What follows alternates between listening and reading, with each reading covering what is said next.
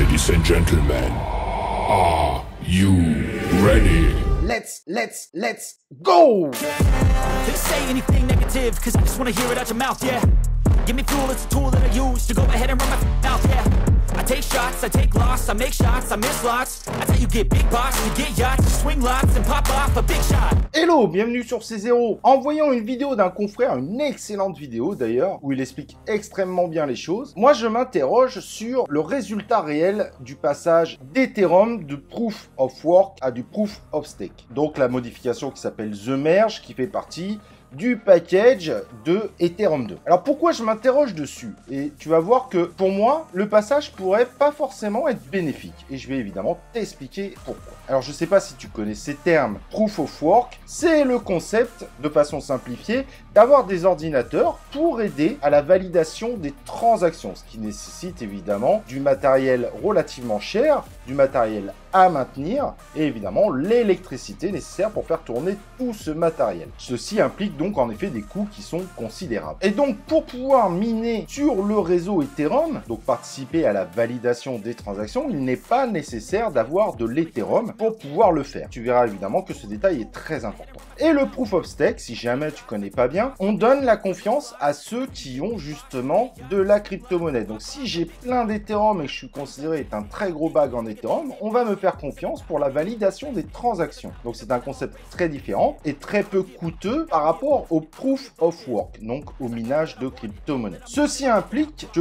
pour participer à la validation des transactions, au moment où j'ai fait mon achat, les coûts après sont minimes. Et ça change pas mal de choses. Et bien ce passage de l'un à l'autre, je vais t'expliquer pourquoi il m'inquiète, sans parler de l'aspect écologique qui est probablement bien meilleur évidemment en Proof of Stake. On va parler purement sur le concept de tokenomics. Quand tu es en Proof of Work, tu dois acheter des machines. À la base, c'est un investissement initial, mais ensuite, tu dois évidemment maintenir des machines. On sait pertinemment que le minage abîme assez rapidement les machines et que ceci impose de la maintenance. Et c'est pas que de la maintenance matérielle, c'est de la maintenance humaine, etc., etc. Et ça tous les jours, et ça évidemment tous les jours. Et également, il faut payer l'électricité pour faire ce minage. Donc on a des coûts journaliers.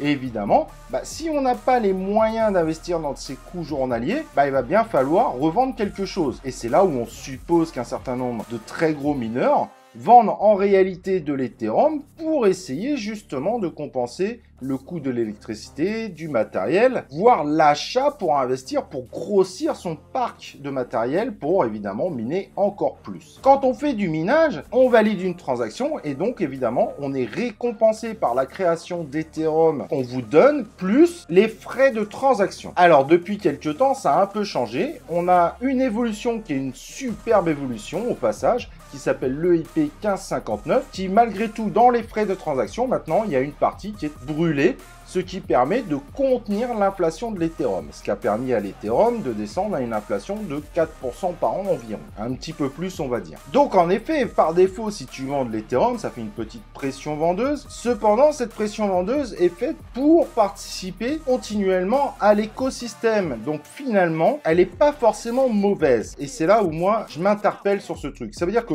évidemment, on va revendre de l'Ethereum à des gens qui sont prêts à en acheter, mais du coup, indirectement, ça redistribue les Ethereum. Et du coup, est-ce que ça fait baisser le prix de l'Ethereum? Eh ben, pas forcément. Il faut que les gens comprennent. C'est pas parce qu'on a plus de jetons en circulation que ça va baisser le prix d'un token. L'inflation ne fonctionne pas comme ça. Le prix d'un token, c'est le prix qu'on veut y mettre. Donc, c'est juste les ordres d'achat ou les ordres de vente, voire ceux qui se retrouvent évidemment dans leurs conditions, qui va amener le prix réel de la crypto-monnaie. Donc, certes, ça va créer de la vente, mais c'est pas forcément de la vente qui va faire baisser le prix du token. Et ça, il faut vraiment bien le comprendre. Certes, ça apporte une petite pression vendeuse, mais pas si impactante que ça. N'oubliez pas, brûler des tokens ne fait pas augmenter le prix, créer du token ne fait pas baisser le prix. Ça, c'est très important. La valeur d'un token n'est que la valeur que les gens sont prêts à lui donner. Et en Proof of Stake, du coup, il n'y aura plus de machines à acheter, il n'y aura plus d'électricité à dépenser. Ou disons que ça va être peanuts, parce qu'il y a forcément des serveurs, évidemment, derrière. Mais on est sur un pourcentage de coût bien plus faible, évidemment. Et donc, en effet, ce qui va se passer, c'est que les gens qui vont mettre leurs Ethereum en stacking, bah, ils auront deux solutions. Et ben, ils seront récompensés évidemment par des Ethereum créés pour participer à l'écosystème et récupéreront évidemment une partie des transactions. Donc au final, ces personnes qui vont faire du stacking, ils auront deux solutions. Soit garder leurs Ethereum pour grossir leur bag et donc récupérer encore plus de récompenses, ou revendre régulièrement de l'Ethereum parce qu'ils sont sur un investissement sur lequel ils veulent gagner de l'argent, un peu comme quand on a des assurances vie, etc. Et donc ils revendront leurs Ethereum au fur et à mesure. Donc finalement, on serait pas forcément sur des comportements si différents. En revanche, le risque qu'on peut avoir avec ce système-là, et c'est celui-là qui m'inquiète moi particulièrement, c'est que plus les bags vont grossir pour ceux qui n'ont pas l'intention de vendre, plus on va se retrouver avec une minorité de wallets qui vont avoir de plus en plus d'Ethereum proportionnellement aux autres. Et donc là, on va avoir des très grosses puissances, car ils n'auront plus à dépenser pour maintenir évidemment leur système en place. Donc à un moment, ça peut amener une hausse. On lance le système, il y a des gens qui veulent participer, des gens qui n'avaient pas du tout participé à toutes ces évolutions, et qui se disent « Ah bah vas-y, je vais essayer de stacker de l'Ethereum pour prendre mon petit pourcentage ». Donc là, on pourrait avoir une hausse à ce moment-là, évidemment importante, parce que les gens se disent que ça vaut le coup de rentrer justement dans ce type d'investissement. Mais ensuite, quand tout ça sera mis en place, la question sera, est-ce que les gens vont revendre ou pas? Ou est-ce qu'on va se retrouver avec des bags de plus en plus gros? Et ça sera dangereux pour l'Ethereum dans le futur. En effet, si l'Ethereum, en imaginant, il explose son ATH, moi je pense que ça arrivera particulièrement, on est quand même sur une blockchain extrêmement solide. Ça peut paraître bête, ça avance lentement, mais au moins les évolutions se font de façon vraiment très propre. Ça, c'est une qualité qu'on ne peut pas leur reprocher, au-delà de l'aspect politique qu'il y a évidemment sur chacune des évolutions. Mais à un moment, si on commence à voir une fin de bull run, une difficulté pour les grosses crypto-monnaies de monter évidemment en termes de valeur, c'est là que les gros bacs pourraient tous se séparer violemment de l'Ethereum et ça amènerait évidemment à une chute beaucoup plus forte que dans le système actuel. Aujourd'hui, revendre de l'Ethereum au prix actuel pour les mineurs, c'est très compliqué parce qu'ils peuvent se dire mais si ça remonte, bah autant revendre plus cher, ça nous fera plus de manne financière pour notre matériel.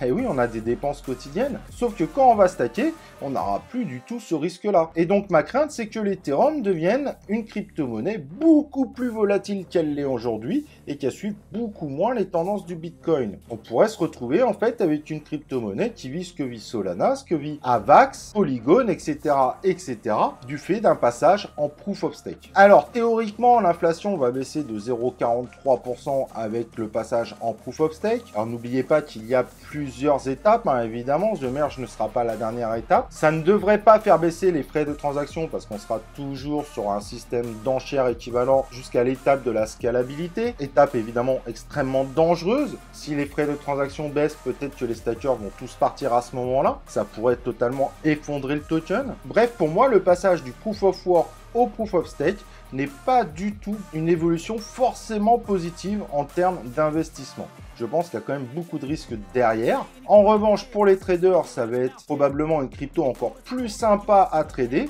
Il y aura beaucoup plus de volatilité. Mais aujourd'hui, je pense que selon les comportements, et il y a plein de comportements possibles, je vous ai cité certains comportements, il peut y en avoir d'autres, et bien je pense que ce passage pourrait aussi amener l'Ethereum à souffrir énormément. Évidemment, les résultats ne se verront pas au moment du passage du Proof of Work au Proof of Stake. Il faudra un petit peu de temps pour voir la réaction des gens. Mais pour moi, c'est un passage beaucoup plus compliqué qu'on peut l'imaginer en termes évidemment d'investisseurs. Et ça ne vous garantit absolument pas que ce passage va amener justement la blockchain Ethereum et sa crypto ETH à pumper de folie. Et il est même possible évidemment que cela l'amène peut-être même plus en difficulté pour ces pumps dans le futur. En tout cas, voilà, c'est un super projet, hein, j'ai rien contre Ethereum. Ils prennent énormément de temps pour faire leur mise à jour, mais au moins elles sont faites avec beaucoup de réflexion et ça c'est top, ça reste un excellent projet. Mais il faudra évidemment voir les comportements de ce passage car ça implique vraiment une tokenomique très différente en réalité, pas sur la crypto elle-même,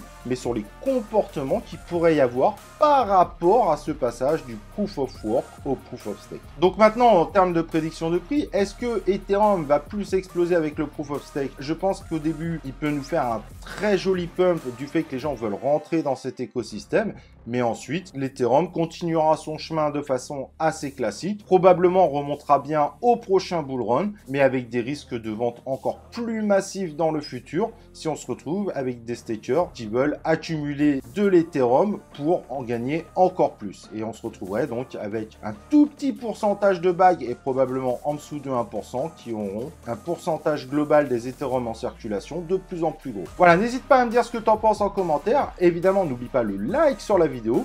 Et nous, on se retrouve pour une prochaine vidéo de C0.